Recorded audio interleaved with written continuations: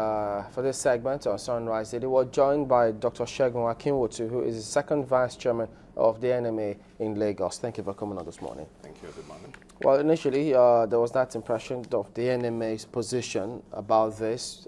Maybe we should just bring us up to speed. What is it thinking about of NMA now about the resumption of schools on September 22nd? All right. I'm sure you were aware earlier that the stand was Nigeria shouldn't be in a hurry. The government shouldn't be in a hurry to get students back to school.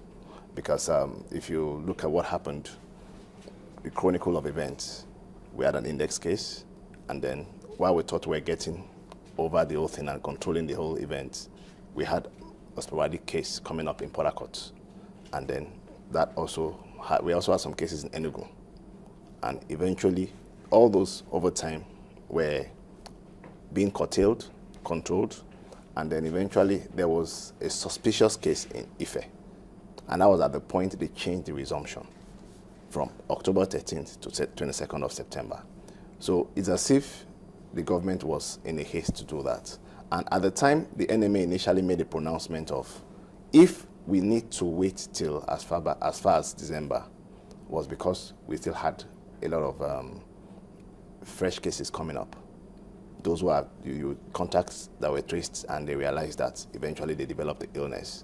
And fine, following proper measures being put in place, adequate isolation measures, both all the states that had the Ebola outbreak currently did very well, and we have a lot of it controlled. Although there's still a case right now in Port Harcourt under isolation, just surveillance. Okay. But there is no case presently happening. What do you say to those who were of the view that if we went through that cycle till December, there was no guarantee that another case will not pop up? So does it mean that you wait for another cycle and then it just keeps going on in cycles? Like I said then, it was based on events at that time. But there's a greater evidence of control right now in Nigeria. So considering the fact that other measures, a lot of discussion has been made with the parents, with teachers, schools are being trained, the teachers are being trained on how to ensure proper hygiene, personal hygiene when the students resume.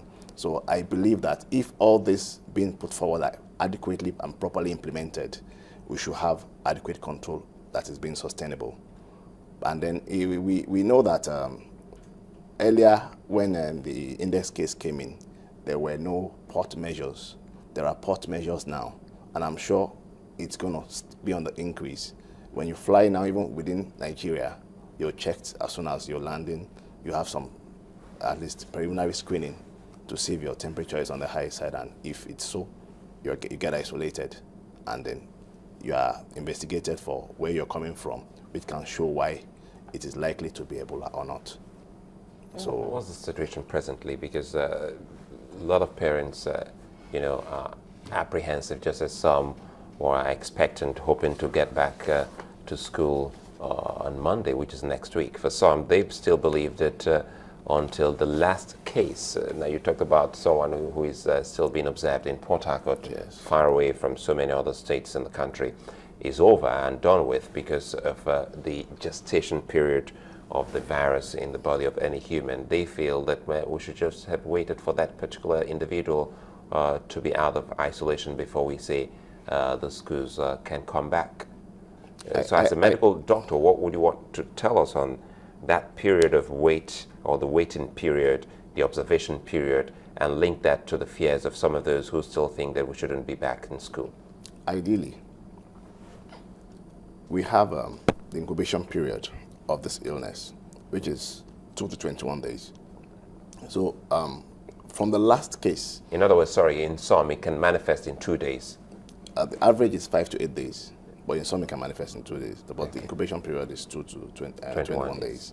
And from the last case that has been certified free of Ebola, usually the public health law says that we should wait for double that incubation period, which is 42 days. If you calculate that from the last case we had, which is September 4, we'll be having October 13 thereabout, which was the previous date announced for resumption. But somehow, because probably the government felt so much has been done, and the case in isolation, it wasn't as if it was just a contact traced, and is suspicious, okay, this is a potential person that can continue the transmission. Let's isolate him and see if this person will manifest or not. And I think that will last by 26th of the month. You say the government feels that so much has been done. As a doctor, do you think that we have done so much? Yes, we've done a lot. We've really done a lot. If you compare Nigeria to other nations that have similar outbreaks, they've not been able to. They are even actually seeking our expertise intervention to assist them in controlling this in their countries. So for the fact that this, almost every case has been traced to the index case. Index case, yes. It does mean that we don't have the virus, so to speak, in Nigeria. Yes. So they talk about fruit bats and the likes. What would be your advice on this? Well, fruit bats, I actually, in those other countries, they feed on them. They have, it's like part of their bushmeat there, or probably their regular meals in those countries.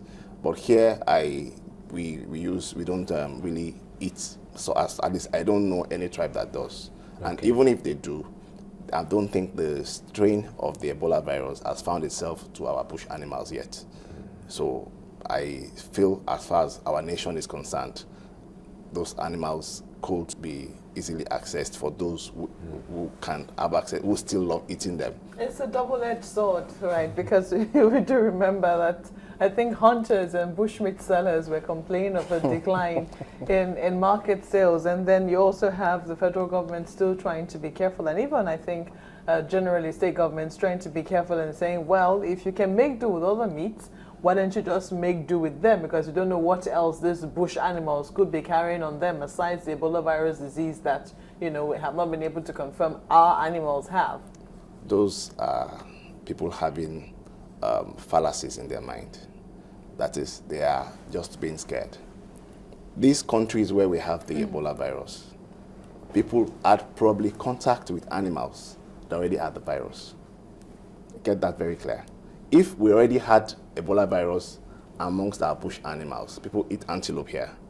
They process it, and even the process of handling those things would have actually, if it was there in the live animal, those countries have it in their live animals.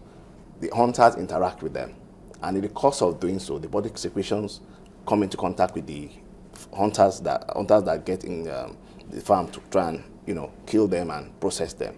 So that hunter now goes home and has contact with other people. So it's direct contact. So it's not as if wherever there is bushmeat in the world, as we are talking, because it's in Sierra Leone, it will be there. It doesn't fly in the air. It has to be a means of, it's not as if they are bringing those animals, the bats and the chimpanzees and the likes. They're already having Ebola in those countries. They've not shipped them en masse to Nigerian markets or to the bushes in Nigeria for hunters to go and kill them. So that's the aspect I would like people to understand. If this thing was already there, we will have our own index episodes arising from Nigeria ab initio, not somebody coming from Liberia to Nigeria and then the person actually had to spread it to other people in the country.